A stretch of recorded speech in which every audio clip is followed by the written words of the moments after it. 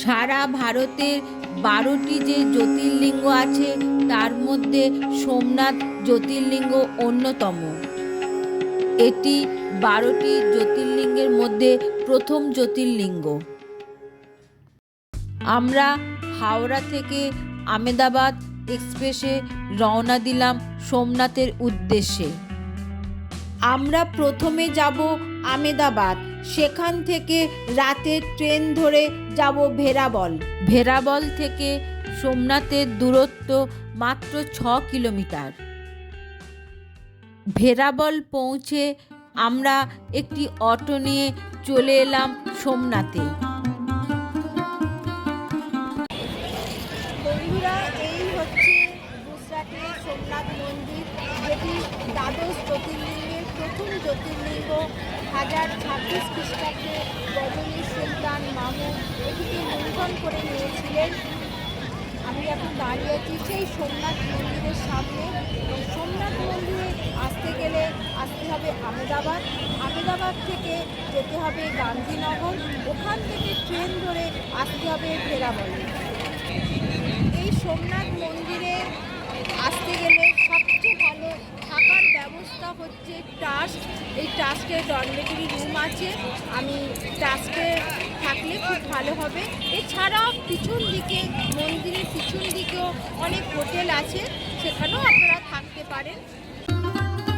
আমরা দ্বাদশ জ্যোতির্লিঙ্গের প্রথম জ্যোতির্লিঙ্গ সোমনাথ দর্শন করলাম। আমাদের মন্দিরের ভেতরে ঢুকতে গিয়ে ক্যামেরা, মোবাইল সব জমা দিতে হলো, তাই ভিতরের ছবি দেখাতে পারলাম না। আমরা মন্দির দর্শন করে ওখানকার ট্রাস্টি বোর্ডের ভোজনালয়ে মধ্যাহ্ন ভোজন করলাম। মধ্যাহ্ন ভোজন সেরে আমরা চলে এলাম ভিতভঞ্জন মন্দিরে। এটি হচ্ছে শিব ও গণেশের মন্দির। সোমনাথের সাইট সিন করার জন্য আমরা একটি অটো রিজার্ভ করলাম। প্রথমেই চলে এলাম বাণগঙ্গায়। এখানে রয়েছে দুটি স্বয়ম্ভু শিবলিঙ্গ। জরাব্যাদ এখানেই শিবের তপস্যা করেছিলেন। আমরা এসেছি ভালকা তীর্থ মন্দিরে। এখানে ভগবান শ্রীকৃষ্ণকে জরা নামে এক ব্যাগ তার পায়ে হরিণ ভেবে তীর মেরেছিল। এখানেই ভগবান শ্রীকৃষ্ণ তীরবিদ্ধ হয়েছিলেন।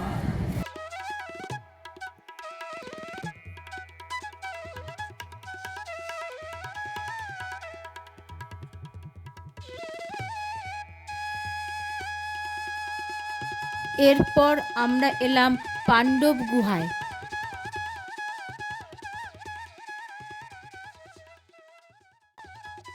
চলে এলাম শঙ্করাচার্য মঠে।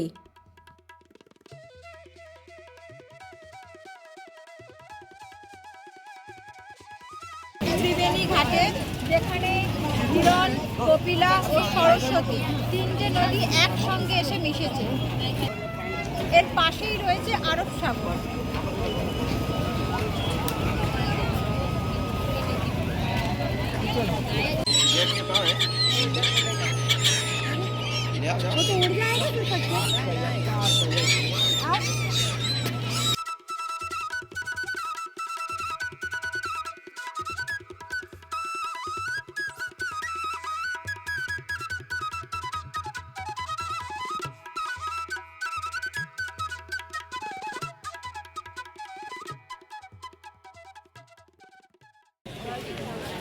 আমরা এসেছি এখন গীতা মন্দিরে।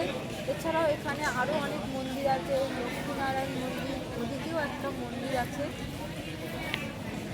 আর এটা হচ্ছে গীতা মন্দির। পুরাণে কথিত আছে যে এই জায়গাটা পুরো জঙ্গলে পরিপূর্ণ ছিল।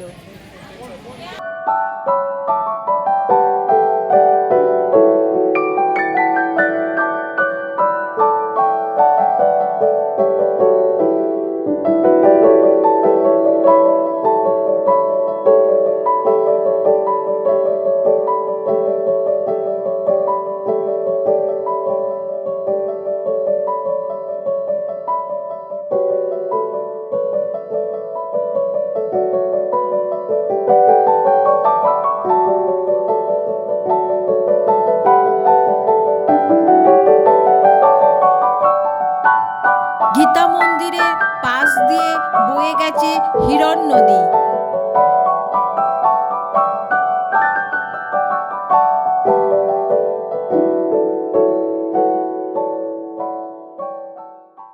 আমাদের সর্বশেষ দ্রষ্টব্য হলো রাম মন্দির। এই রাম মন্দিরটা প্রায় 10 বছর হলো তৈরি হয়েছে, আর সাইট সিনের মধ্যে এটা থাকবে, দেখে নেবেন আপনারা।